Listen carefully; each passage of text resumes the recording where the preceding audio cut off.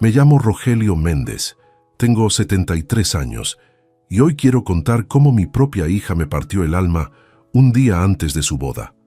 Estoy sentado en mi cocina pequeña en Oaxaca, en la casa que levanté para mi difunta esposa Ángela hace más de 30 años.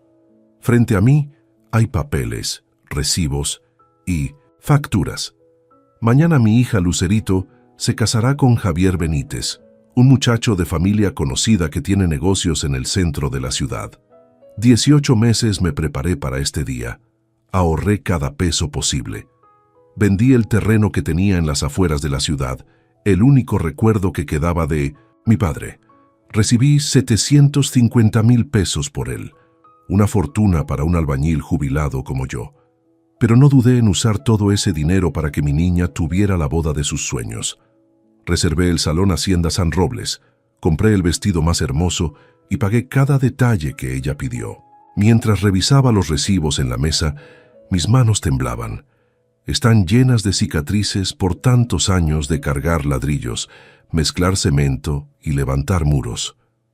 Estas mismas manos hicieron posible cada lujo que Lucerito quería para su gran día. Anoche recordé cuando firmé la venta del terreno. Sentí un vacío pero también orgullo. Pensé que valía la pena ver a mi hija caminar hacia el altar feliz y sin preocupaciones. Esa idea me daba fuerzas toda la semana entera. Salí al patio para regar el pequeño jardín. Planté mis rosales hace 20 años, cuando Lucerito apenas empezaba la secundaria. Siempre me gustó cuidarlos, hablarles como viejo terco que soy. Esa tarde escuché su voz desde la ventana del segundo piso. Hablaba por teléfono, con tono dulce. Pensé que era Javier. No quería oír su conversación, pero las palabras bajaron claras hasta donde yo estaba sin que pudiera evitarlas. Fue entonces cuando todo comenzó a sentirse distinto para mí. Al principio solo hablaban de cosas comunes, pero de pronto escuché algo que me heló la sangre. Mi hija decía que estaba nerviosa por cómo me verían los padres de Javier.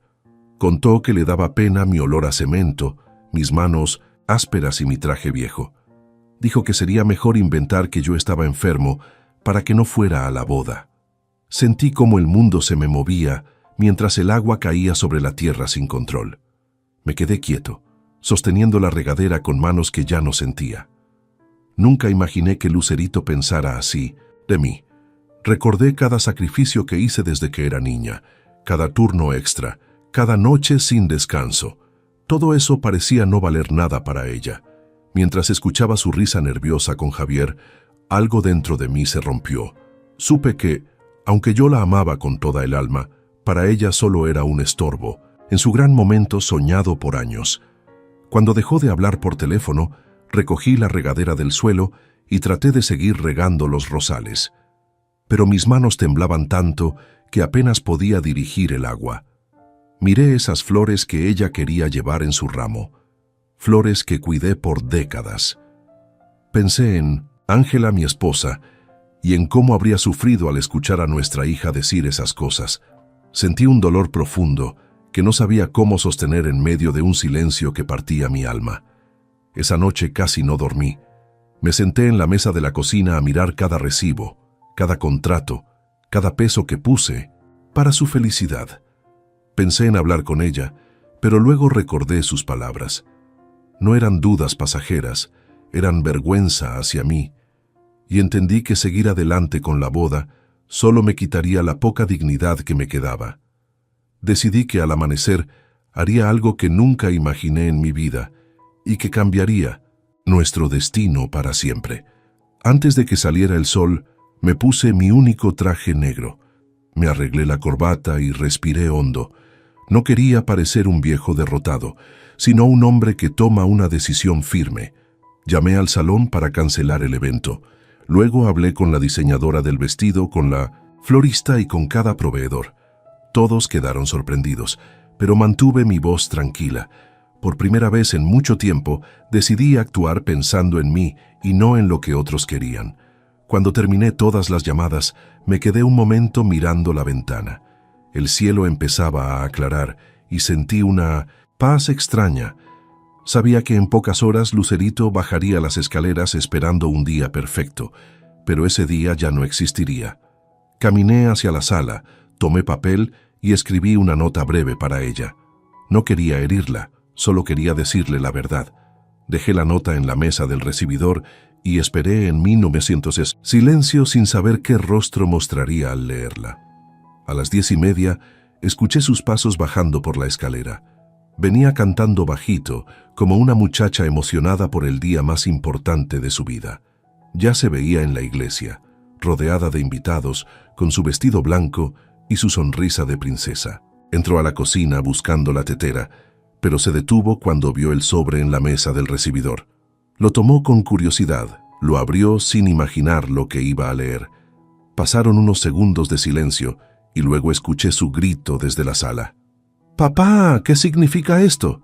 Me levanté del sillón donde la esperaba y caminé hacia ella. Lucerito estaba en bata, el cabello suelto y la nota arrugada entre sus manos. Su rostro estaba pálido, como si hubiera visto un fantasma. «Significa exactamente lo que dice», le respondí con calma. «La boda se cancela». Ella parpadeó varias veces como si no entendiera mis palabras. Papá, no digas tonterías. Los invitados ya van en camino. Todo está listo», negué despacio. «Ya no está listo. Yo cancelé todo esta mañana». Lucerito abrió la boca, pero no salió sonido. Después su rostro cambió. Primero confusión, luego enojo, luego algo parecido al miedo. «¡Estás loco! Perdiste la cabeza. ¿Cómo puedes cancelar mi boda?» Respiré hondo. No quería gritar, no quería perder la calma. «Anoche escuché tu llamada», dije sin rodeos. «Escuché cuando dijiste que te daba vergüenza que fuera a la boda, que olía a cemento, que mis manos eran de obrero, que era, mejor decir, que estaba enfermo para que no arruinara tu día». Lucerito abrió los ojos como platos. «Papá, tú entendiste mal». «Lo entendí perfecto», la interrumpí. «Dijiste lo que sentías, y yo también ya entendí lo que tengo que hacer». Ella intentó acercarse para abrazarme, pero me moví hacia un lado. «Papá, por favor». Estaba nerviosa, no quise decir eso. La miré con tristeza. «Claro que lo quisiste. Las palabras salen del corazón cuando uno se siente seguro. Y ayer estabas con tu novio, sin pensar que yo podía escuchar. Dijiste lo que realmente piensas de mí. Y eso es suficiente». De pronto sonó el teléfono. Lucerito corrió a contestar. Era alguno de los proveedores que ya se habían enterado de las cancelaciones. Su voz empezó a temblar mientras explicaba que había sido un error, que no sabía nada, que iba a arreglarlo. Pero yo sabía que no podía arreglarlo, porque yo ya había tomado una decisión desde el fondo de mi alma. Fui a mi habitación y cerré la puerta. Desde ahí escuché cómo hablaba con Javier, con tono desesperado. Después llamó a su suegra, luego a más personas. Cada frase que salía de su boca era más alterada que la anterior. Yo me senté en la orilla de la cama mirando mis manos, esas manos que ella llamaba vergonzosas. Me pregunté si estaba haciendo lo correcto. Me pregunté si un padre debía seguir entregando todo aunque le pisotearan el corazón. Pero cada vez que dudaba, recordaba su voz diciendo que yo olía a cemento. Y entonces la duda se marchaba. Una hora después, Lucerito golpeó mi puerta. «Papá, por favor, abre». La abrí. Estaba llorando, pero no eran lágrimas de arrepentimiento, eran lágrimas de coraje porque su fiesta perfecta se estaba desmoronando. «Papá, devuélveme el dinero. Yo arreglo todo. Por favor, papá, por favor. Yo...» La miré. «Ese dinero lo gané con estas manos que te avergüenzan, y ya no lo voy a usar para que te sientas más lejos de mí». Ella me miró con rabia. «¿Entonces qué? ¿Me vas a arruinar la vida? ¿Así me vas a pagar todo lo que hice bien?» «No te estoy pagando nada», respondí. «Solo me estoy respetando». Lucerito bufó y salió dando un portazo. Escuché cómo marcó de nuevo a Javier, cómo lloriqueaba diciendo que yo había arruinado su sueño. No el nuestro, su sueño. Nunca había sido nuestro. A mediodía, Javier llamó a mi teléfono. Su tono ya no era amable como antes.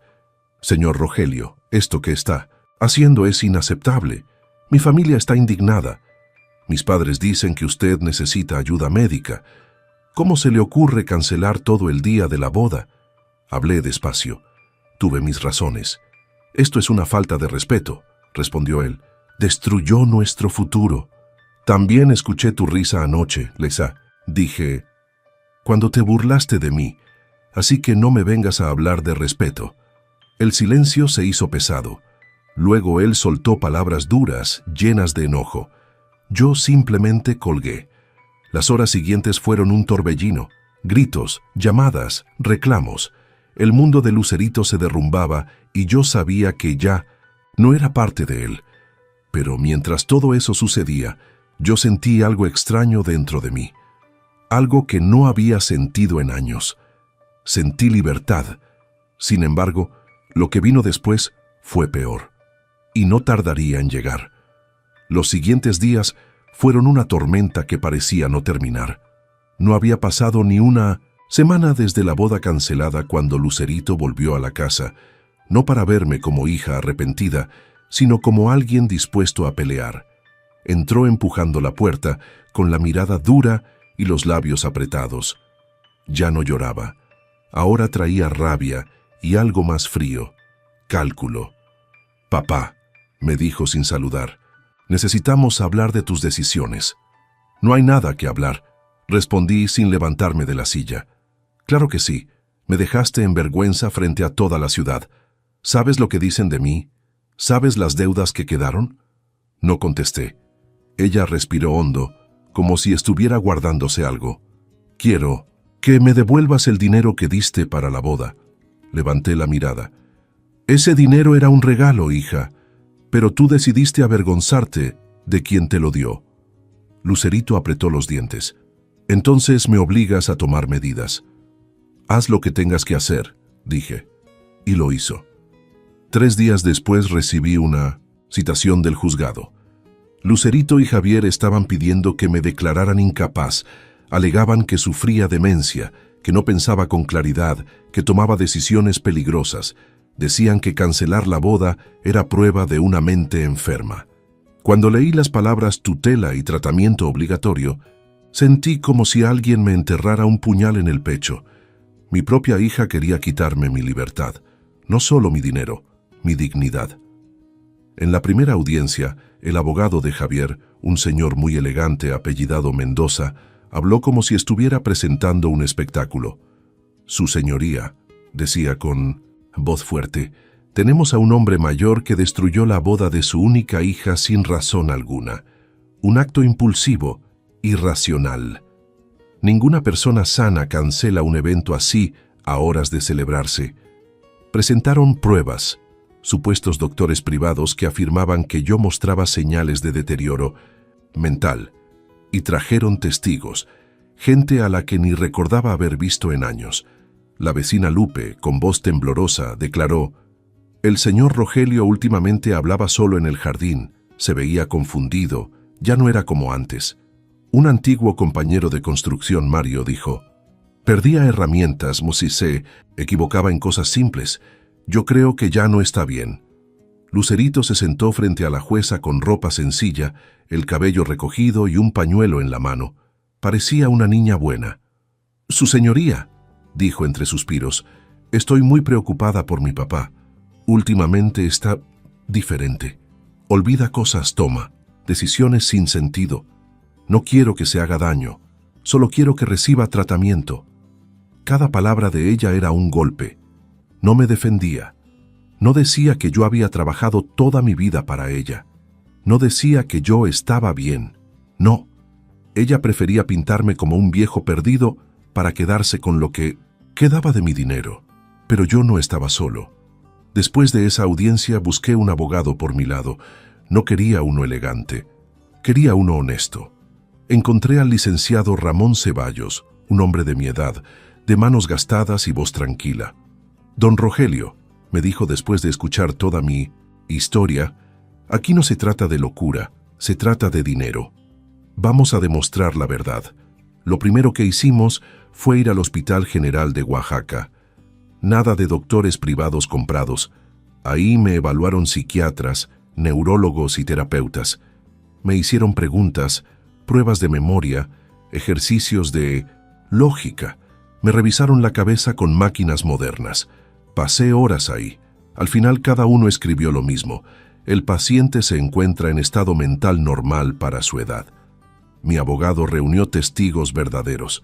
El capataz Ernesto declaró: Rogelio es de los trabajadores más centrados que he conocido. Nunca le falló la memoria. La señora Tere, la dueña de la tienda donde compro comida, firmó una carta. Siempre paga exacto, siempre lleva sus cuentas claras. El vecino don León agregó: todos los días lo veo arreglando su jardín. Ni yo, que estoy más joven, tengo la memoria que él. Maneja. Pero la parte más importante eran los papeles de la boda. Recibos ordenados, contratos guardados con cuidado, notas con cálculos hechos a mano. Todo organizado. Mire esto, su señoría, dijo mi abogado en la segunda audiencia. Nadie con demencia planea una boda durante 18 meses con esta precisión. Este es el trabajo de una mente clara. La jueza escuchaba en silencio. Lucerito evitaba verme. Javier tenía la mandíbula apretada. Su abogado empezaba a verse menos seguro. En la tercera audiencia pedí hablar. La jueza me dio permiso. Me paré, sentí mis rodillas temblar, pero levanté la voz. Señora jueza, soy Rogelio Méndez, 73 años, albañil jubilado. Toda la vida trabajé con estas manos, educando, alimentando y criando a una hija que hoy dice que estoy loco. Conté cómo escuché la conversación de Lucerito. Repetí sus palabras con calma, sin exagerar. Silencio en la sala era tan profundo que podía oír mi propia respiración.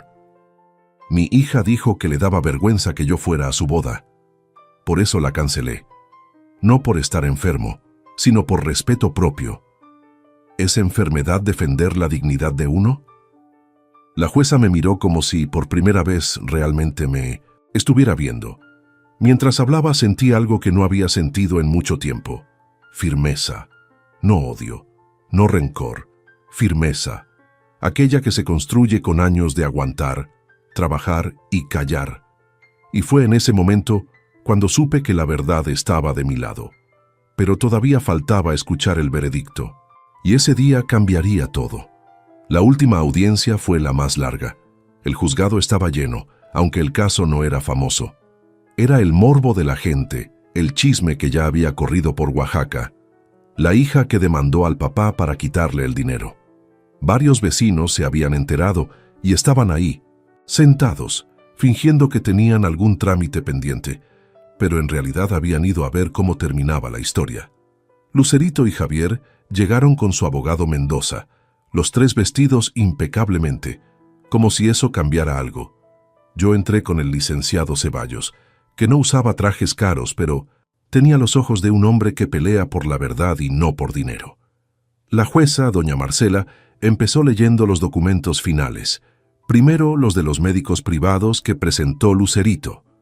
Posibles signos de deterioro cognitivo. Luego, los exámenes del hospital estatal. Ninguna alteración mental relevante. Después pasó a los testimonios y pruebas de cada parte. Mendoza pedía la palabra cada 2 minutos, diciendo cosas como: Su señoría, no podemos ignorar que el señor Rogelio actuó de forma irracional. Ningún padre cancela la boda de su hija en el último momento. El licenciado Ceballos respondía con calma, y ningún hijo que se comporta con respeto necesita ocultar a su padre para no sentir vergüenza. La jueza levantó la mano varias veces para pedir silencio. El ambiente estaba tenso, lleno de electricidad, como antes de una tormenta. Cuando llegó el momento del veredicto, la sala se quedó completamente callada. La jueza acomodó sus lentes y habló con voz firme.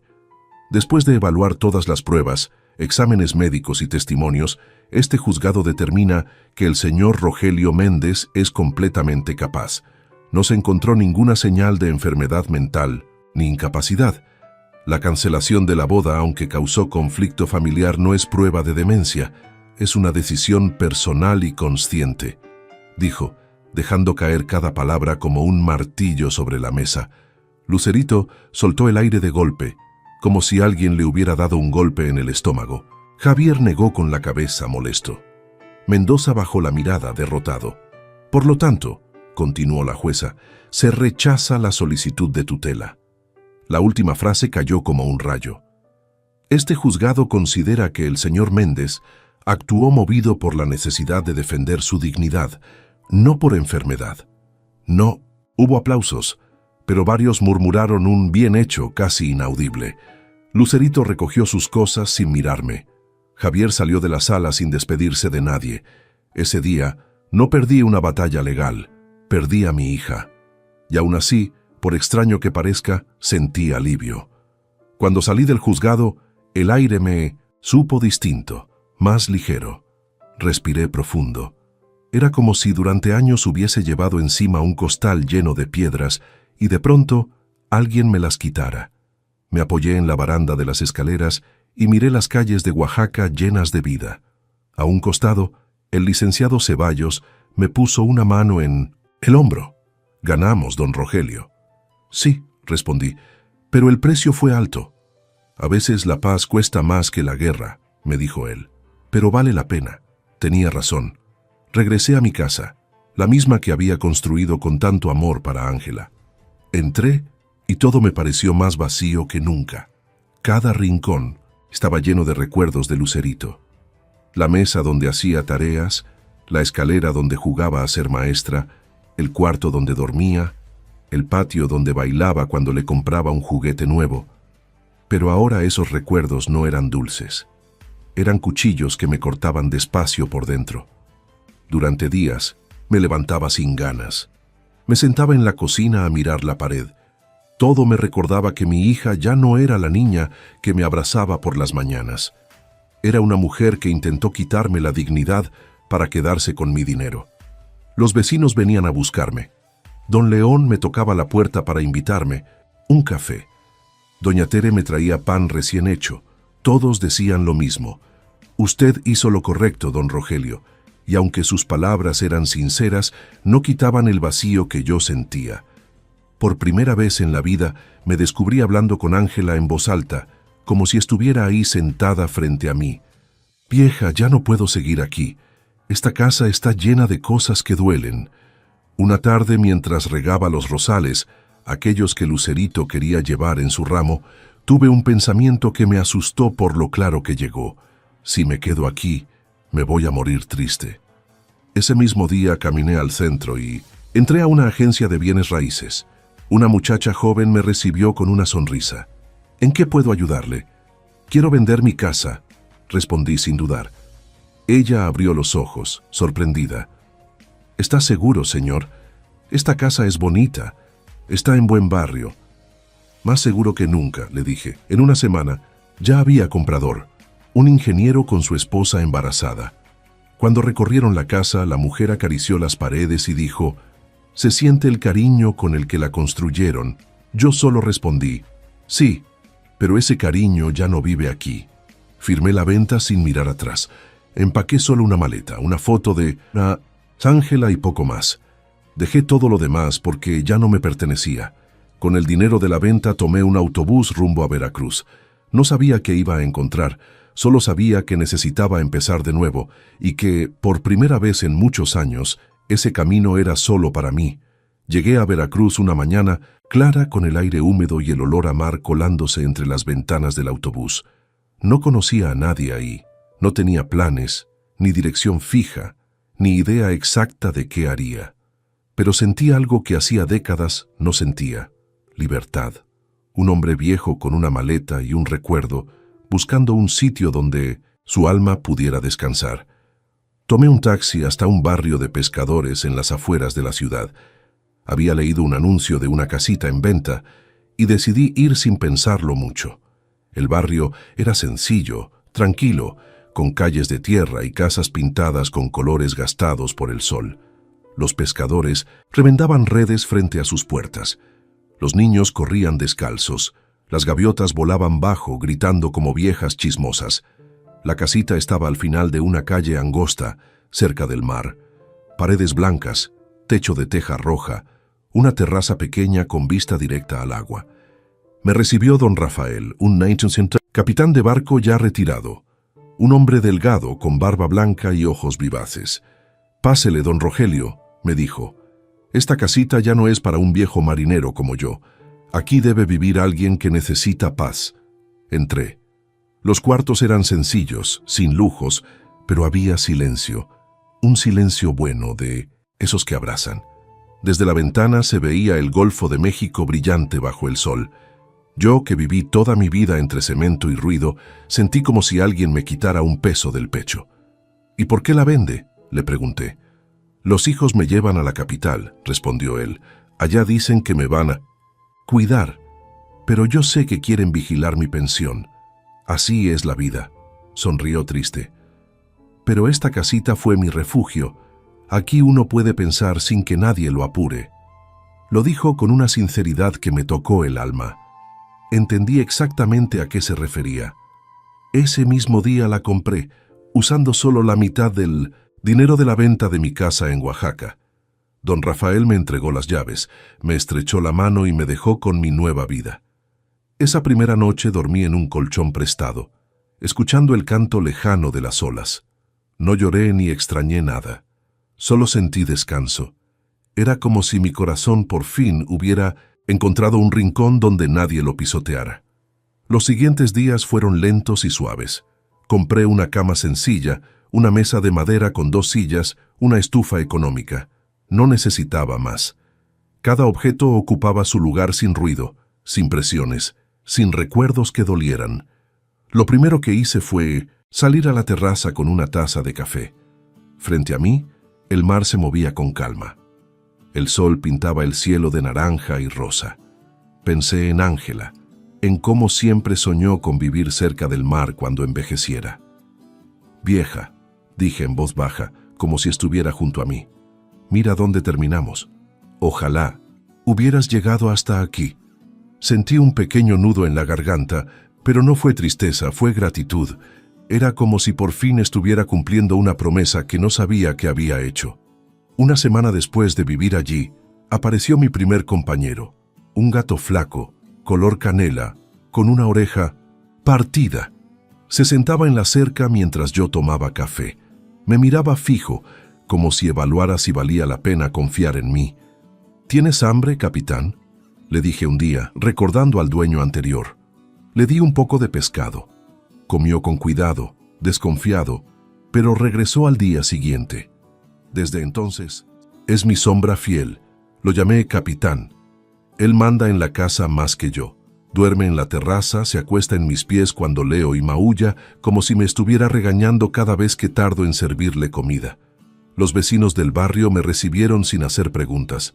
Son gente sencilla, acostumbrada a la vida dura. No andan indagando en dolores ajenos.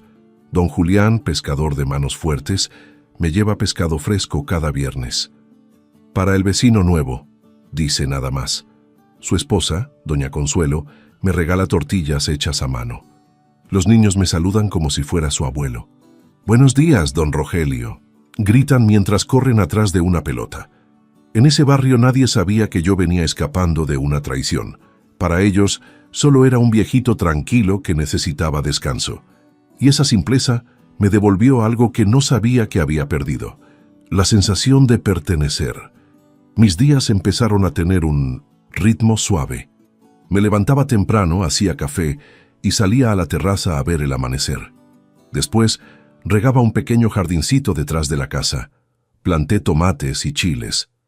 Verlos crecer me daba una paz especial, como si al regarlos también regara mis propias heridas. Al mediodía descansaba, leía libros, cerré la biblioteca del barrio. Descubrí historias de marineros, aventuras lejanas, mundos desconocidos. Me perdía en esas páginas y por primera vez en décadas me permití soñar sin cargas. En la tarde preparaba mi comida: pescado con verduras, sopa sencilla, frijoles. No necesitaba más. Después me sentaba en una mecedora antigua que encontré en el cobertizo. Encendía la pipa que dejé hace años y miraba el horizonte mientras capitán dormía cerca. Cada día era igual, y cada día era perfecto. Una tarde, mientras las olas chocaban contra la orilla, pensé: por fin estoy viviendo para mí. Y, aunque todavía me faltaba enfrentar decisiones difíciles, supe que ese lugar era mi refugio, mi nuevo comienzo. Un comienzo que, sin saberlo, marcaría todo lo que vendría después. Los meses pasaron sin prisa, como si el tiempo en Veracruz caminara más despacio que en cualquier otro lugar del mundo. El mar tenía esa magia. Te obligaba a respirar, a pensar, a soltar. A veces me sorprendía a mí mismo sonriendo sin razón, solo por escuchar las olas o por ver a Capitán rodando en la arena como si fuera un cachorro. Pero mientras mi alma se acomodaba en esa paz nueva, dentro de mí empezó a crecer otra idea. No era amarga ni rabiosa, era una idea clara, firme, como esas que nacen cuando uno por fin está en silencio consigo mismo. Yo ya no quería que mi dinero, el poco o mucho que me quedaba, cayera en manos de alguien que no lo valorara. No quería que esos billetes terminaran siendo motivo de guerra entre personas que solo veían números en vez de manos que trabajaron 50 años para ganarlos. Por eso, un día tomé mis papeles, me puse mi camisa más decente y caminé hasta la notaría del centro. El licenciado Castillo, un hombre de edad avanzada, me recibió con una amabilidad sin prisa. Tenía la oficina llena de libros viejos y carpetas amarillentas, pero el ambiente se sentía cálido. «¿En qué puedo servirle, don Rogelio?», preguntó él. Me senté frente a su escritorio. «Quiero hacer un testamento». Él tomó su pluma. «Muy bien. Dígame los nombres de sus herederos. ¿Hijos, nietos, esposa?», negué despacio. «No, no va a ser para nadie de mi familia». El notario levantó la vista sorprendido. «Entonces, ¿para quién va dirigido?», respiré hondo. «Para el orfanato San Mateo, en Oaxaca. Todo mi dinero. Y cuando yo muera, también mi casita aquí en Veracruz. Que la vendan y usen lo que reciban para los niños». El licenciado parpadeó unos segundos, como si intentara descifrar qué historia había detrás. «¿Está seguro, don Rogelio?». «Más seguro que nunca», respondí. «Los hijos ajenos a veces valoran más que los propios». No lo dije con rencor. Lo dije como quien ha visto la verdad sin filtros, sin dolor añadido, sin lágrimas. Era la simple realidad. El notario asentó con respeto. «Me parece un acto noble. Vamos a dejar todo claro por escrito». Durante 1 hora revisamos cada detalle. Cuentas, bienes, instrucciones. Yo pedí que si me sobraba vida quería ir apoyando al orfanato poco a poco mientras siguiera respirando. El licenciado anotó todo con paciencia, sin juzgar. Firmé el testamento. Puso el sello y guardó los documentos en su cajón fuerte. «Listo, don Rogelio. Queda todo protegido. Nadie podrá reclamarlo». Salí de la notaría con una extraña sensación de descanso. No era alegría, era alivio. Un alivio tan hondo que me hizo detenerme a mitad de la calle para respirar mejor. Levanté la mirada al cielo y pensé, ahora sí, nada me ata. Desde ese día comencé a enviar pequeñas donaciones mensuales al orfanato. No eran millones, pero ayudaban. A veces para uniformes, otras para útiles escolares. El padre Tomás, encargado del lugar, me enviaba cartas de agradecimiento. Me contaba sobre los niños, sobre cómo mi ayuda llegaba justo cuando hacía falta, sobre los pequeños logros. Un niño que aprendió a leer, una niña que logró entrar a secundaria, otro que recibió lentes nuevos. Cada carta me sacaba una sonrisa. Cada carta me devolvía la sensación de hacer algo bueno. Mientras tanto, mi vida seguía su curso tranquilo. Mis mañanas eran de café y aroma a mar. Mis tardes, de jardincito y libros. Mis noches, de mecedora, pipa y silencio. Capitán se volvió un experto en trepar al techo. Se paseaba como dueño del mundo, vigilando la calle desde arriba. Cuando bajaba, me maullaba como si me quisiera contar lo que había visto. Ese gato era más compañía de la que imaginé necesitar. El barrio me adoptó como uno de los suyos. Los pescadores me saludaban cada mañana. Las señoras me regalaban pan dulce o frutas. Los niños me contaban sus travesuras y yo solo reía escuchando sus historias. Un día, don Julián me dijo mientras me entregaba un pargo fresco, Se ve contento, don Rogelio, como si el mar le hubiera curado algo. Tal vez sí me curó, respondí. Me quitó lo que no me dejaba vivir. Él sonrió. Y era verdad. El mar me estaba limpiando por dentro. Me estaba devolviendo algo que creí perdido para siempre. La paz con uno mismo. Un año entero pasó así, suave, sin sobresaltos. Mi cuerpo se fortaleció con la brisa marina. Mi alma dejó de cargar rencores. Ya no pensaba en Lucerito con dolor. La pensaba como se piensa en alguien lejano, ajeno, como un recuerdo que ya no quema. Un día, mientras miraba el atardecer desde la terraza, pensé en Ángela. Cerré los ojos y sentí que, si ella estuviera ahí, se sentaría a mi lado, pondría su mano sobre la mía y diría: «Así debía ser, Rogelio. Ya hiciste suficiente. Ahora vive». Y yo, desde lo hondo de mi corazón, sentí que le respondía: «Ya estoy aprendiendo, vieja». Pero el destino todavía guardaba un golpe más, uno que llegaría no para herirme, sino para mostrarme algo que jamás imaginé volver a ver: la letra de mi hija, su nombre en un sobre, una carta que traería un pasado que yo creía enterrado. Y esa carta, aunque ya no podía cambiar mi vida, sí cambiaría mi manera de cerrar la historia.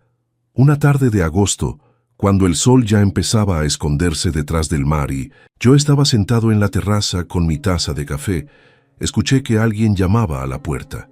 No esperaba a nadie. Los vecinos siempre gritaban desde afuera, nunca tocaban. Me levanté despacio, pensando que quizá era don Julián trayendo pescado. Cuando abrí, no había nadie. Solo un sobre blanco tirado en el escalón. Lo levanté.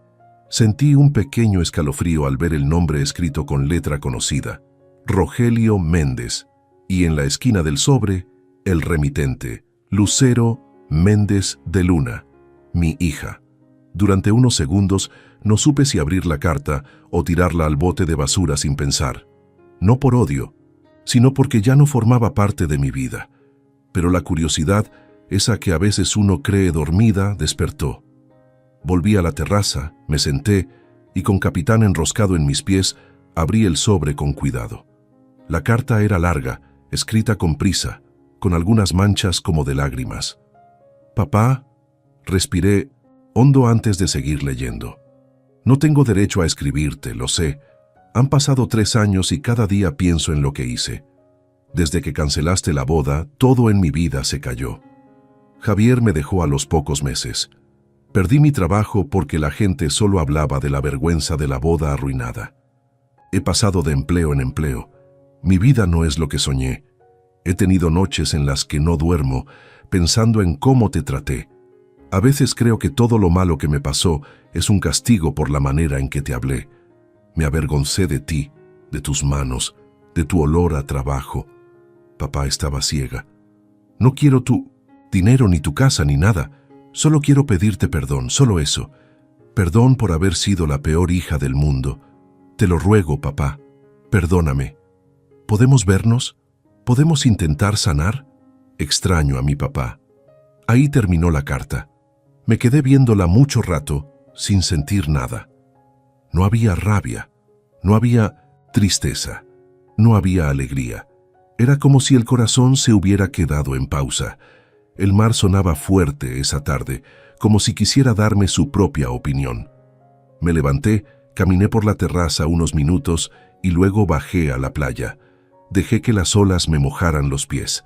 Pensé en todo lo que hice por Lucero, en todo lo que ella hizo después. Pensé en la niña que un día abracé en el hospital recién nacida, tan frágil. Pensé en la mujer que se avergonzó de mí. Pensé en el juicio, en sus palabras, en las heridas. Y entendí algo. Yo ya no la quería como antes.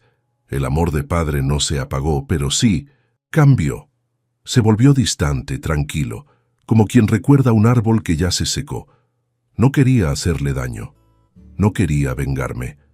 Pero tampoco quería volver a poner mi corazón en sus manos. Esa noche no dormí. Me quedé sentado viendo el mar, pensando en qué debía hacer. Al amanecer, cuando el cielo se volvió rosa detrás del agua, lo supe. No podía darle una esperanza que no era real. No podía mentirle diciendo que volveríamos a ser lo que fuimos, porque ese puente ya no existía. Así que tomé papel y escribí mi respuesta, con la mano firme. Lucero, recibí tu carta. Gracias por pedir perdón. No te deseo mal, pero aquel día, con tus palabras, no rompiste solo la boda, rompiste algo dentro de mí que ya no se puede reconstruir. No puedo volver a confiar en ti como antes. Encontré paz lejos de lo que me lastimó, y no quiero perderla. Te deseo que encuentres tu propio camino, que seas feliz, que tengas una vida buena. Pero esa vida ya no incluirá al padre que un día fui para ti, Rogelio Méndez. La guardé en un sobre y la envié por correo. No esperaba respuesta, y no llegó ninguna. Los días volvieron a su ritmo suave. Cada amanecer era un regalo, cada tarde una caricia. Capitán. Dormía en mis piernas mientras yo leía. El mar seguía siendo mi compañero fiel.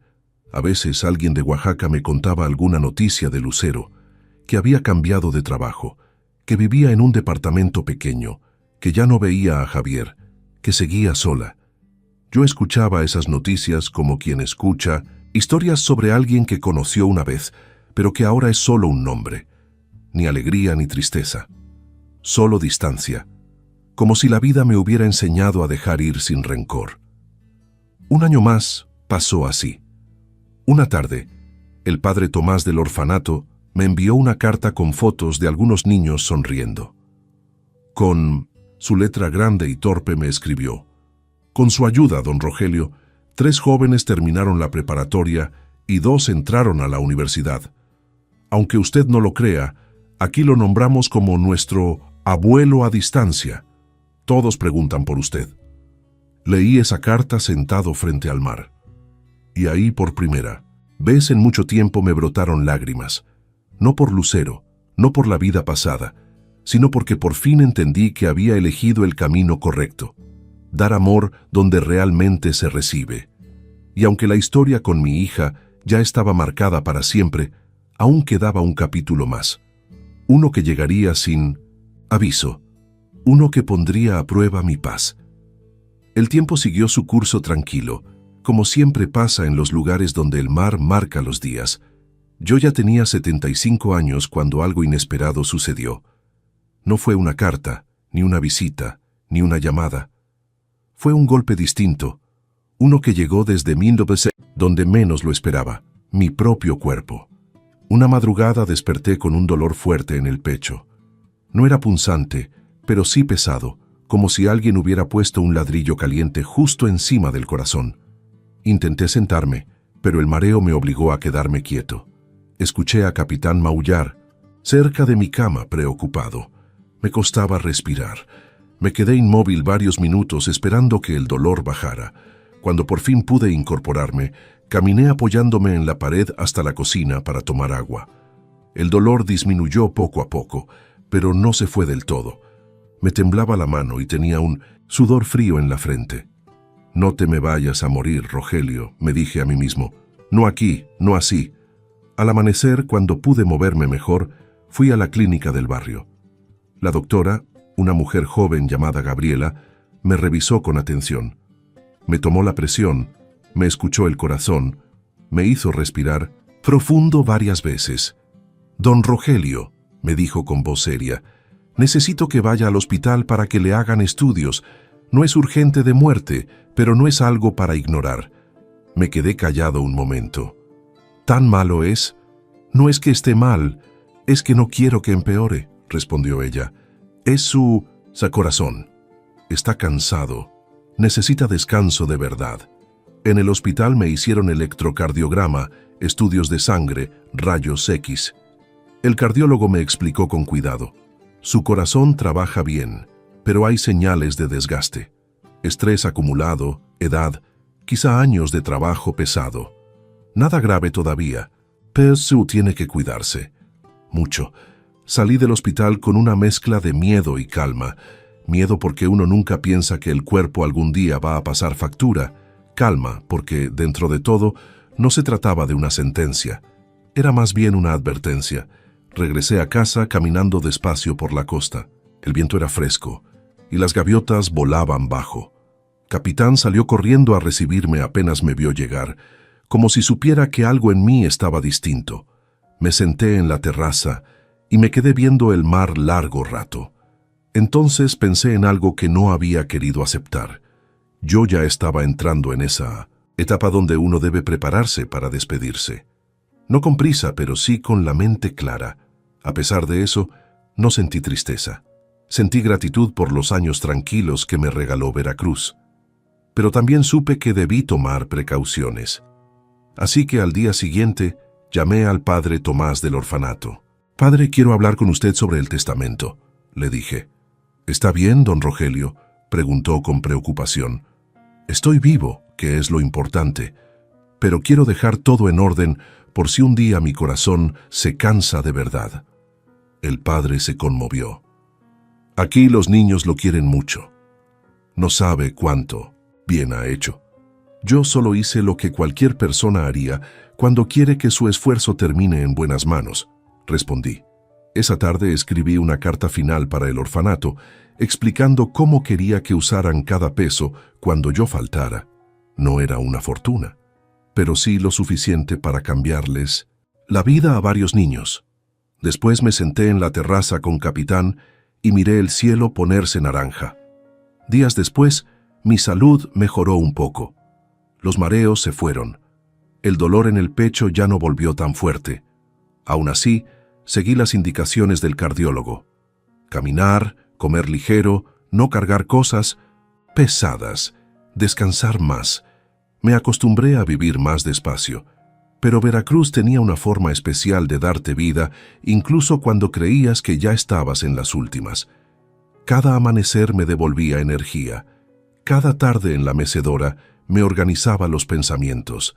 Cada visita de los niños del barrio me sacaba una sonrisa. Era como si el mar se encargara de recordarme que todavía tenía días por vivir. Una mañana, mientras regaba mis tomates, sentí pasos detrás de mí. Pensé que era doña Consuelo trayéndome tortillas, pero cuando volteé, vi a un joven que no conocía. Tendría unos 20 años, delgado, moreno, con ropa gastada pero limpia. «¿Usted es don Rogelio Méndez?», preguntó. «Así es», respondí. El muchacho respiró hondo. «Vengo del orfanato San Mateo. Soy uno de los jóvenes que usted ha estado ayudando con sus donaciones». Me quedé sin palabras. Él sonrió tímido. «Solo quería venir a agradecerle en persona. Usted no nos conoce, pero cambió nuestras vidas. Yo terminé la prepa gracias a usted. Estoy estudiando para ser maestro». Sentí un nudo en la garganta. «No tenías por qué venir hasta acá, hijo. Tenía que hacerlo. Usted es como un abuelo para nosotros, aunque no nos haya visto nunca». El muchacho se acercó y me dio un abrazo fuerte, un abrazo sincero de esos que uno siente en los huesos. No recordaba la última vez que alguien me abrazaba así. Cuando se fue, me quedé sentado en la terraza mirando el mar, con los ojos llenos de lágrimas que no me avergoncé de soltar. Y ahí entendí algo que nunca había comprendido tan claro. La vida no te quita sin darte algo a cambio, y a veces lo que te da vale más que lo que perdiste. Ese abrazo marcó el inicio de una etapa nueva, más cálida, más esperanzadora. Y lo que vino después fue aún más inesperado. El joven del orfanato se llamaba Miguel Ángel. Aquella visita suya no fue la última. De hecho, fue solo el principio. Llegó una tarde, casi tímido, y terminó regresando cada semana, como si la brisa del mar lo empujara hacia mi casa. Al principio, yo pensaba que solo venía por cortesía, por agradecer, pero con el tiempo entendí que buscaba algo más que eso. Buscaba un adulto con quien hablar sin miedo, alguien que lo escuchara de verdad. Y yo, sin planearlo, me convertí en eso. La semana siguiente volvió con 2 compañeros, Pedro y Laura.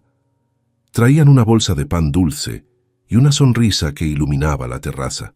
«Es para usted, don Rogelio», dijo Laura. «Lo hicimos en el taller de repostería del orfanato». Me reí. «¿Y vienen caminando todo este tramo solo para traerme pan?» «No, señor», respondió Pedro. «Venimos porque nos gusta platicar con usted». Aquellas palabras tan simples me llegaron directo al corazón. Si alguien me hubiera dicho años atrás que terminaría rodeado de muchachos que ni conocía, platicando del mar, de la vida y del futuro, no lo habría creído. Pero pasó. En pocos meses, mi casa se volvió como un puerto. Siempre había alguien llegando. Los jóvenes me contaban sus planes con un entusiasmo que yo mismo había olvidado. Uno quería ser carpintero, otra enfermera, otro mecánico. Miguel Ángel, el primero en visitarme, soñaba con ser maestro de primaria. «Quiero enseñarles a los niños como a mí me enseñaron en el orfanato», me dijo una tarde. «Y también quiero ser como usted, alguien que cree en nosotros». Esas palabras me estremecieron. Nadie había dicho algo así de mí en toda mi vida. Nunca me habían visto como un ejemplo, solo como un obrero, un hombre de manos rotas y espalda gastada. Pero ahí, frente a mí, había un muchacho diciéndome que mis años de trabajo, de sacrificios, no habían sido en vano. Y no pude evitar pensar en Lucero, no con dolor, con aceptación. Ella nunca buscó mis manos para aprender, solo para recibir. En cambio, estos jóvenes, sin lazos de sangre, veían valor donde mi propia hija vio vergüenza. Poco a poco mis días cambiaron. Antes mi rutina era café, jardinito, lectura, caminata. Ahora también incluía visitas inesperadas, risas de jóvenes, consejos, preguntas, historias del orfanato. La casa se llenó de voces y de vida. Una tarde, Miguel Ángel llegó con un cuaderno en la mano. «Quiero que lo lea, don Rogelio», me dijo. Era un texto que había escrito para un concurso de la escuela. Se titulaba «El hombre que me enseñó a no rendirme». Lo abrí curioso y al avanzar cada párrafo, mis ojos se humedecieron. No hablaba del orfanato ni de los maestros, hablaba de mí, de cómo, sin conocerme bien, él sentía que mi historia le había dado fuerza, de cómo mi manera de seguir adelante, aún con el corazón roto, lo inspiraba a no quejarse de sus propios problemas. «Hijo», le dije con la voz quebrada, «yo no soy ningún héroe». Él negó con una sonrisa. «Para mí, sí lo es». Ese día entendí algo profundo. Uno no elige a la familia verdadera. La vida te la acomoda cuando menos lo esperas. Con el paso de los meses, los jóvenes comenzaron a venir incluso a ayudarme. Me pintaron la cerca, me arreglaron la puerta del cobertizo, me limpiaron el tejado. No lo hacían por obligación, lo hacían con cariño. Yo les preparaba comida sencilla, frijoles, pescado, tortillas recién hechas, y comíamos todos juntos en la terraza viendo el mar. Una tarde, Miguel Ángel me preguntó, «¿Por qué vive solo, don Rogelio?» «Porque así lo quiso la vida», respondí. «¿Y no extraña tener familia?», insistió él. Me quedé pensando. Sí, pero a veces la familia no es la que nace, sino la que llega cuando uno la necesita. Él asintió con una ternura que me conmovió. «Entonces nosotros somos su familia, ¿verdad?». No pude responder, solo le puse una mano en el hombro. En diciembre, el padre Tomás me escribió para avisarme que los jóvenes del orfanato querían venir a visitarme como regalo de Navidad. Llegaron 7 en total, todos con una canasta de alimentos, dibujos hechos por ellos y una manta donde habían escrito: «Gracias, don Rogelio. Usted es parte de nuestro hogar». Cuando los vi entrar a mi casa, llenándola de alegría, risas y voces, sentí que el corazón me temblaba. No por enfermedad, por emoción. Era como si todo lo que perdí en Oaxaca, la ilusión, el orgullo, el cariño, hubiera regresado multiplicado. Por primera vez en muchos años, me sentí abrazado por la vida. Comimos juntos en la terraza, reímos, contaron historias, hablaron de sus sueños. Yo escuché en silencio, agradecido por cada segundo. Aquella noche, después de que se fueron, y el viento marino empezó a enfriar la casa, me senté en mi mecedora con Capitán dormido en mis piernas. Miré el cielo estrellado y le dije a Ángela en voz baja: «Vieja, creo que por fin entendí. El amor que uno da nunca se pierde, solo tarda en regresar». El mar respondió con un rugido suave, como si estuviera de acuerdo, Y aunque yo creía que mi vida ya estaba completa con esa nueva familia que la vida me regaló, aún me faltaba enfrentar un encuentro que jamás pensé que ocurriría, uno que llegaría sin avisar y que pondría frente a mí un rostro que creí no volver a ver. El encuentro que nunca imaginé llegó una tarde cualquiera, de esas donde todo parece normal. El sol caía lento sobre el mar, tiñendo el agua de naranja. Yo estaba sentado en la terraza, limpiando unas cañas de pescar viejas que me había regalado don Julián. Capitán dormía hecho bolita. Era un día tranquilo, uno más de esos que yo agradecía al cielo, hasta que escuché pasos en la entrada. Pensé que eran los muchachos del orfanato, porque siempre llegaban sin avisar. Me levanté, sonriendo, pero mi sonrisa se borró en cuanto vi a la persona que cruzaba la puerta de mi jardín. Lucero, mi hija. 3 años sin verla, sin escuchar su voz, sin saber más que rumores lejanos. 3 años desde su carta, desde mi respuesta, desde que decidí soltarla para siempre. Y ahí estaba, parada, frente a mí, con el pelo recogido en un moño, la ropa sencilla y la mirada cansada, como si la vida la hubiera golpeado más veces de las que podía contar.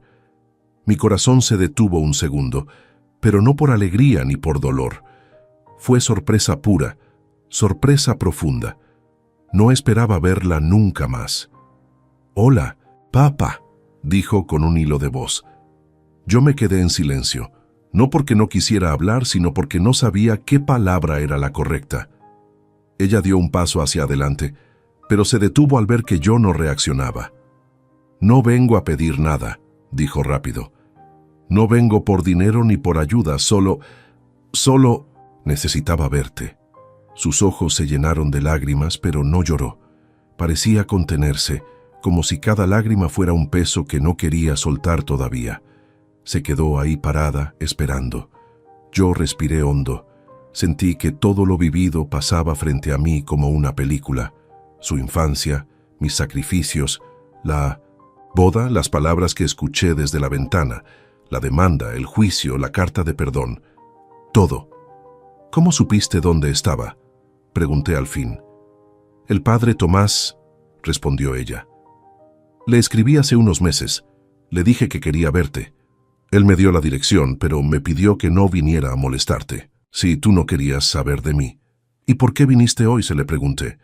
Lucero bajó la mirada. «Porque ya no quiero seguir huyendo, y porque…» tragó saliva.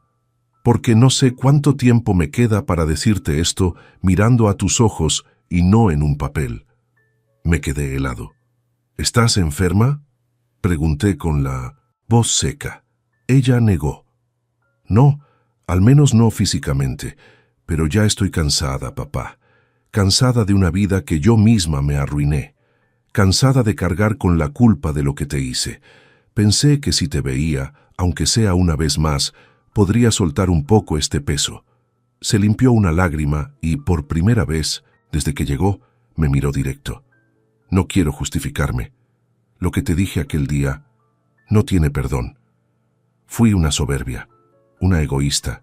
Me importaba más la apariencia que tu amor. Y luego, cuando te fuiste, entendí tarde todo lo que valías». Silencio. Solo el mar hizo ruido. Capitán abrió un ojo, observó la escena y volvió a dormir. Lucero respiró profundo. «He pasado años queriendo decirte esto. Gracias por todo lo que hiciste por mí. Gracias por cada sacrificio, por cada peso, por cada noche sin dormir. Gracias, papá. Y perdón por ser la hija que no merecías». Algo dentro de mí se movió, pero no como antes. No era ese amor de padre ciego que todo lo perdona. No era odio tampoco. Era algo más sereno, más maduro. Comprensión. Comprensión sin regreso. Le señalé una de las sillas de la terraza. «Siéntate». Se sentó despacio, como si temiera que el simple movimiento fuera una falta de respeto. Yo me quedé de pie un momento respirando el aire salado. «Lucero», le dije finalmente, «no te odio. Nunca te odié. Solo dejé de necesitarte. Mi cariño por ti cambió, y cuando algo cambia así, ya no vuelve a ser lo mismo». Ella asintió despacio. «Lo sé. No vine esperando que me recibieras, como antes. Solo quería paz. ¿La encontraste?, pregunté. Un poco, dijo. Al verte aquí, tranquilo, lejos de todo, sí, creo que un poco. La miré bien por primera vez. Tenía ojeras, la piel más pálida y una expresión que no conocía. No era arrogancia ni tristeza, era humildad, una que le faltó durante muchos años. ¿Vives sola?, le pregunté. Sí, trabajo en una oficina pequeña. No gano mucho, pero alcanza para vivir. Hizo una pausa. Ya no busco agradarle a nadie, papá. Ya aprendí. Volvió a mirarme con unos ojos que parecían los de una niña perdida. ¿Puedo venir de vez en cuando? No, para ser tu hija otra vez. Solo para saber que estás bien. Me quedé callado. No quería darle falsas esperanzas, pero tampoco quería cerrarle la puerta en la cara. Yo ya no necesitaba reconciliaciones, pero ella sí necesitaba un cierre. Lucero, dije con suavidad, puedes venir cuando tu corazón lo necesite. No como antes, no como familia de sangre, sino como dos personas que un día compartieron una vida y ahora solo se desean paz. Ella sonrió por primera vez, una sonrisa pequeña, rota, pero verdadera. Gracias, papá, susurró. No la abracé, ella tampoco me abrazó, y tal vez eso fue lo correcto, porque en ese momento entendí algo profundo. El perdón no siempre significa volver. A veces, solo significa no seguir huyendo.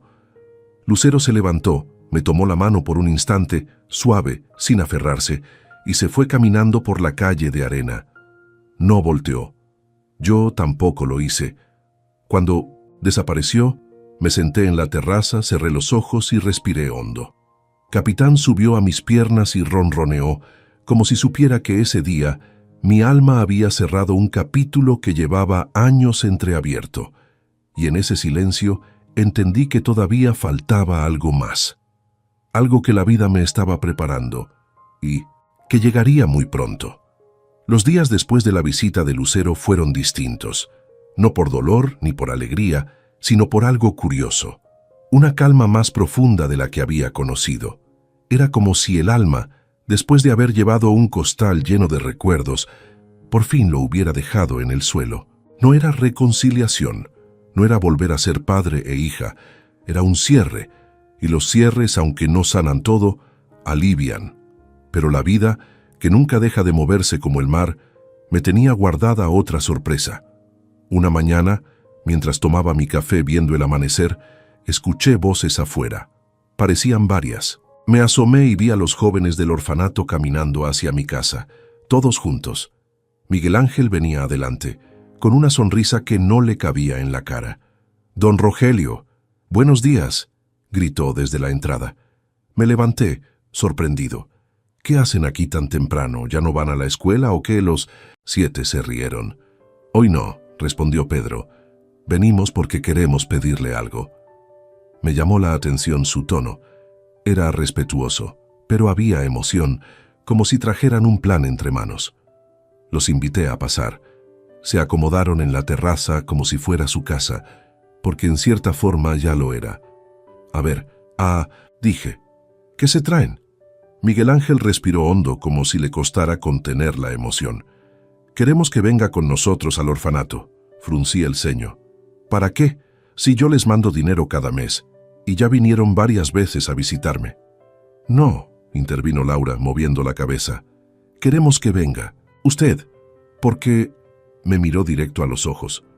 «Porque lo extrañamos allá». Eso me descolocó. ¿Extrañarme? Pero si nunca he vivido ahí. «Pero lo sentimos como si sí», dijo Miguel Ángel. «Padre Tomás nos dijo que usted nunca ha ido. Y nosotros queremos que vea el lugar que está ayudando a sostener Pedro». Añadió, «Queremos mostrarle dónde duermen los niños más pequeños, dónde hacemos tarea, dónde cocinamos, y queremos presentarle a los que no han podido venir a visitarlo». Me quedé callado unos segundos. No sé por qué, pero sentí un nudo en la garganta. «Además», dijo Miguel Ángel bajando la voz, «aquí entre nosotros, el orfanato está pasando momentos difíciles. Usted ayuda mucho, sí, pero hace falta más gente como usted que se interese. Ese comentario me hizo enderezarme. ¿Están en problemas? No graves, explicó Laura, pero sí justos de recursos. Y cuando hay alguien que apoya de verdad, los niños lo sienten. Por eso queremos que usted vaya, para que ellos sepan que existe alguien allá afuera que los quiere sin pedir nada a cambio. Me quedé viendo el mar. No contesté de inmediato. Hubo un silencio largo, pero no incómodo. Era el tipo de silencio donde uno escucha lo que lleva dentro. Y lo que escuché ahí en lo profundo fue claro. Ya no debía esconderme del mundo. Ya no. Está bien, dije por fin. Vamos al orfanato. Los muchachos celebraron como si hubiera aceptado ir a una fiesta. Me emocionaron sus risas, esa alegría limpia que solo tienen los jóvenes cuando sienten algo verdadero. ¿Cuándo vamos?, pregunté. Hoy, respondieron todos al mismo tiempo. Me dio risa. Bueno, pues déjenme cambiarme. El viaje de regreso a Oaxaca fue extraño. No por nostalgia, sino porque esta vez yo no era el hombre que se fue huyendo. Era alguien que volvía por voluntad, en paz. Los muchachos iban platicando en la camioneta que rentaron entre varios vecinos del barrio para llevarnos. Yo los escuchaba hablar de todo, del mar, de la escuela, del futuro, y por algún motivo, mientras los miraba, pensé que así habría sido un viaje con hijos, si la vida hubiera sido distinta. Llegamos al orfanato San Mateo a mediodía. La fachada era sencilla, pintada de amarillo pálido, con ventanas viejas pero limpias.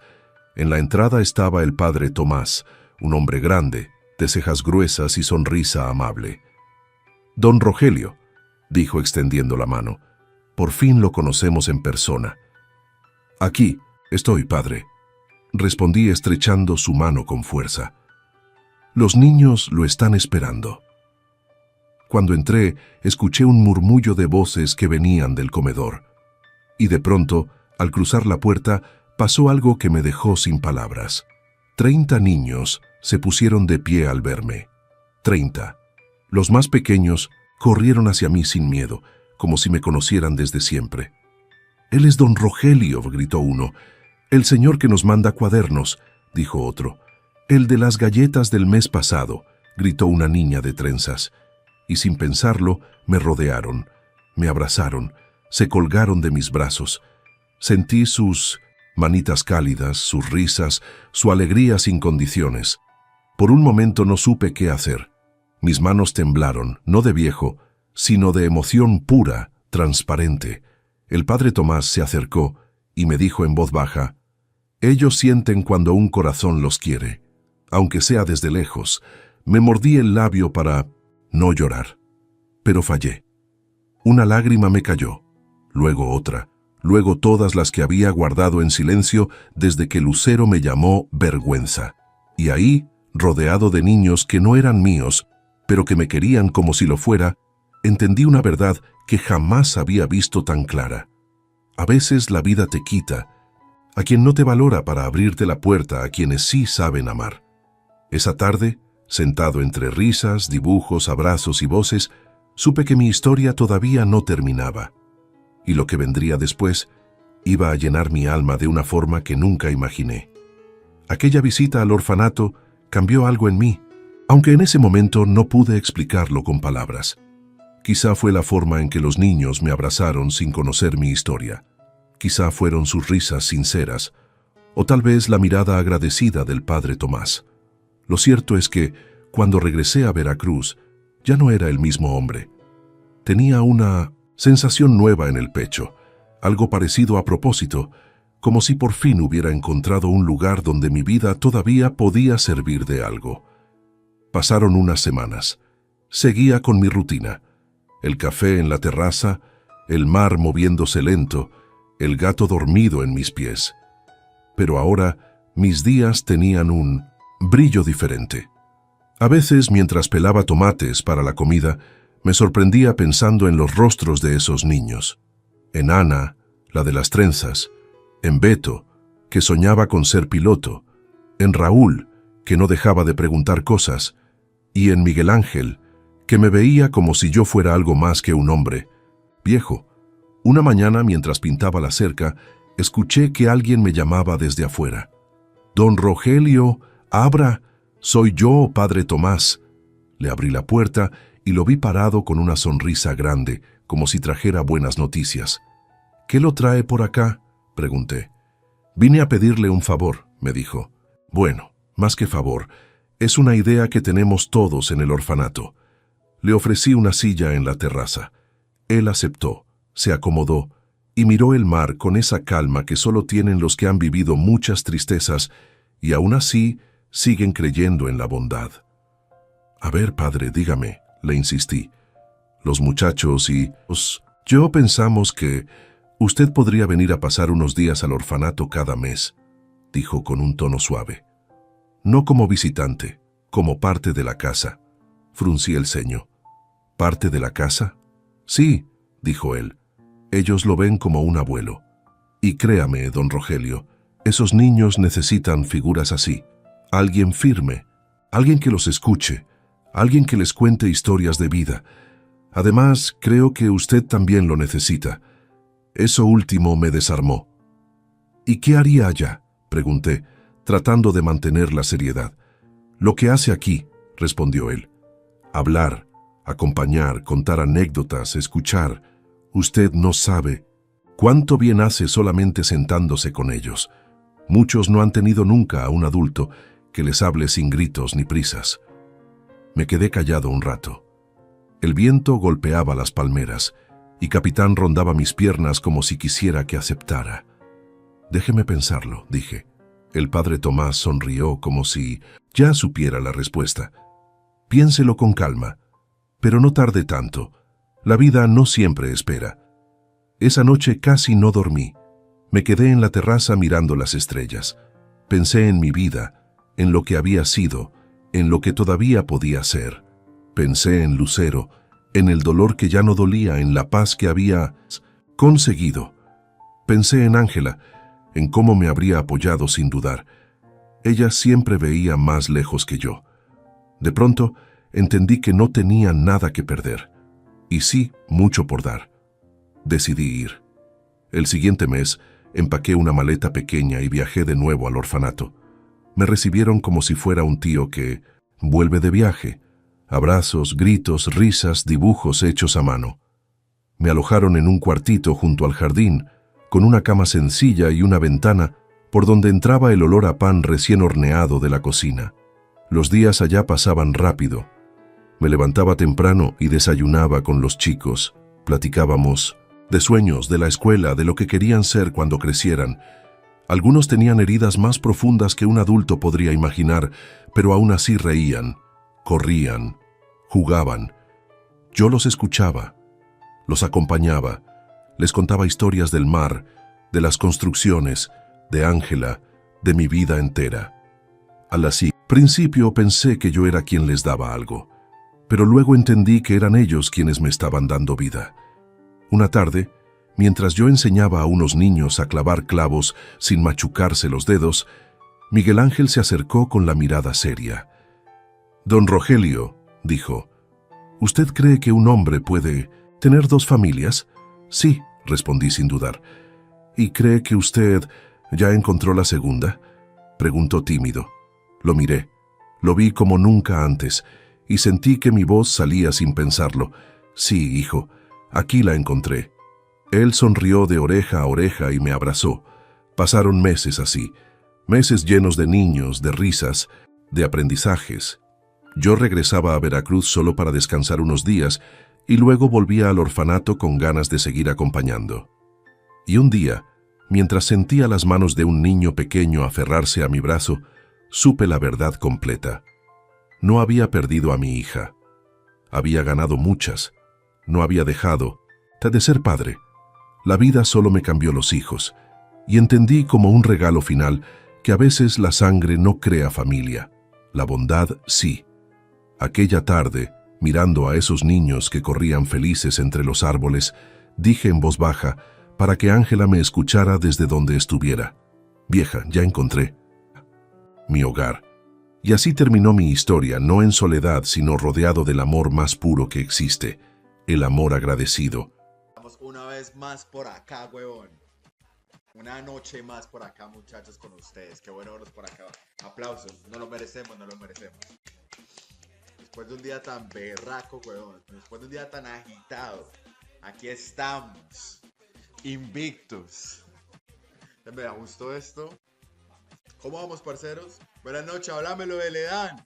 ¿Todo bien o qué? ¿Cómo estás, parcerito? Háblamelo, Pirlo. Pirlo 420 en la casa. ¿Cómo va, hermano? ¿Cómo va todo? ¿Cómo va todo, mi socio? ¿Qué es lo que es? ¿Cuál es la movida, parce? Papi, está lloviendo bien rico. Es la última. Yo creo que es la última lluvia de primavera, weón. No, bueno, lluvia de primavera. De hecho, principios de lluvia de primavera. Parcero, la verdad que hoy estoy muy bien, weón. A pesar de que casi no cuento la historia hoy, weón. Papi, cae me parto la cabeza. Literalmente. Papi, estaba moviendo unas cosas, me caí el camión, weón, me di como una vuelta para atrás, papi. Y había una piedrota, marica. Por suerte que la cabeza no me cayó ahí, parce, pero sí me alcancé a doblar ¿cómo se llama eso? El tobillo, marica. Vamos una vez más por acá, weón. Una noche más por acá, muchachos, con ustedes. Qué bueno verlos por acá. Aplausos. No lo merecemos, no lo merecemos. Después de un día tan berraco, weón. Después de un día tan agitado. Aquí estamos. Invictus. Me gustó esto. ¿Cómo vamos, parceros? Buenas noches, háblamelo de Ledán. ¿Todo bien o qué? ¿Cómo estás, parcerito? Háblamelo, Pirlo. Pirlo 420 en la casa. ¿Cómo va, hermano? ¿Cómo va todo? ¿Cómo va todo, mi socio? ¿Qué es lo que es? ¿Cuál es la movida, parce? Papi, está lloviendo bien rico. Es la última. Yo creo que es la última lluvia de primavera, weón. No, bueno, lluvia de primavera. De hecho, principios de lluvia de primavera. Parcero, la verdad que hoy estoy muy bien, weón. A pesar de que casi no cuento la historia hoy, weón. Papi, cae me parto la cabeza. Literalmente. Papi, estaba moviendo unas cosas, me caí el camión, weón, me di como una vuelta para atrás, papi. Y había una piedrota, marica. Por suerte que la cabeza no me cayó ahí, parce, pero sí me alcancé a doblar ¿cómo se llama eso? El tobillo, marica. Vamos una vez más por acá, weón. Una noche más por acá, muchachos, con ustedes. Qué bueno verlos por acá. Aplausos. No lo merecemos, no lo merecemos. Después de un día tan berraco, weón. Después de un día tan agitado. Aquí estamos. Invictus. Me gustó esto. ¿Cómo vamos, parceros? Buenas noches, háblamelo de Ledán. ¿Todo bien o qué? ¿Cómo estás, parcerito? Háblamelo, Pirlo. Pirlo 420 en la casa. ¿Cómo va, hermano? ¿Cómo va todo? ¿Cómo va todo, mi socio? ¿Qué es lo que es? ¿Cuál es la movida, parce? Papi, está lloviendo bien rico. Es la última. Yo creo que es la última lluvia de primavera, weón. No, bueno, lluvia de primavera. De hecho, principios de lluvia de primavera. Parcero, la verdad que hoy estoy muy bien, weón. A pesar de que casi no cuento la historia hoy, weón. Papi, cae me parto la cabeza. Literalmente. Papi, estaba moviendo unas cosas, me caí el camión, weón, me di como una vuelta para atrás, papi. Y había una piedrota, marica. Por suerte que la cabeza no me cayó ahí, parce, pero sí me alcancé a doblar ¿cómo se llama eso? El tobillo, marica. Vamos una vez más por acá, weón. Una noche más por acá, muchachos, con ustedes. Qué bueno verlos por acá. Aplausos. No lo merecemos, no lo merecemos. Después de un día tan berraco, weón. Después de un día tan agitado. Aquí estamos. Invictus. Me gustó esto. ¿Cómo vamos, parceros? Buenas noches, háblamelo de Ledán. ¿Todo bien o qué? ¿Cómo estás, parcerito? Háblamelo, Pirlo. Pirlo 420 en la casa. ¿Cómo va, hermano? ¿Cómo va todo? ¿Cómo va todo, mi socio? ¿Qué es lo que es?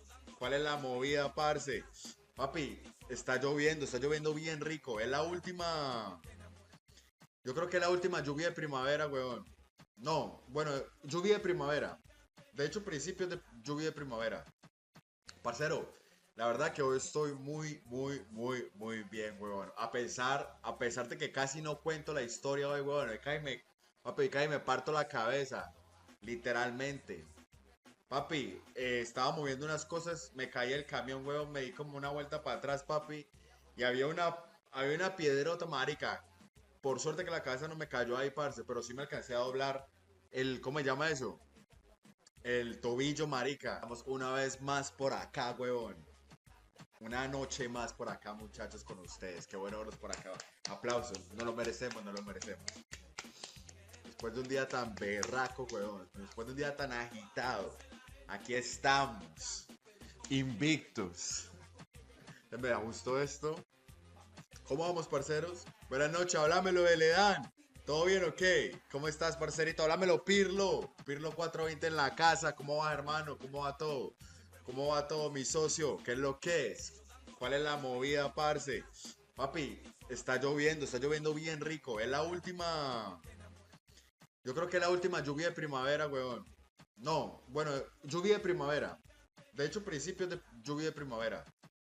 Parcero, la verdad que hoy estoy muy bien, huevón. A pesar de que casi no cuento la historia hoy, huevón.